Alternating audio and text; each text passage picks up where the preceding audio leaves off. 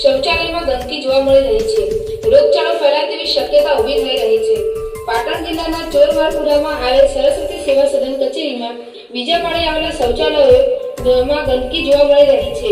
સરસ્વતી તાલુકામાં મામલતદાર કચેરી તેમજ સરસ્વતી તાલુકા પંચાયતની કચેરીઓ આવેલી છે. આ કચેરીમાં રોજે રોજ મોટી સંખ્યામાં અરજદારો આવે છે, ત્યારે આ કચેરીમાં આવેલા શૌચાલયોની હાલત ગંદકીથી ખદબદી રહી છે.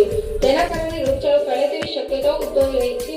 એક બાજુ દેશના વડાપ્રધાન નરેન્દ્રભાઈ મોદી અને સરકારના મુખ્યમંત્રી ભૂપેન્દ્રભાઈ પટેલ તેમજ મંત્રીઓ તેમજ અધિકારીઓ સ્વચ્છતા અભિયાન ચલાવી રહ્યા છે અને સ્વચ્છ ભારત સ્વચ્છ ગુજરાતના નારા લગાવી રહ્યા છે, ત્યારે પાટણ જિલ્લાના સરસ્વતી તાલુકાના સરસ્વતી તાલુકા સેવા સદન કચેરીમાં શૌચાલયમાં ગંદકી જોવા મળી રહી છે.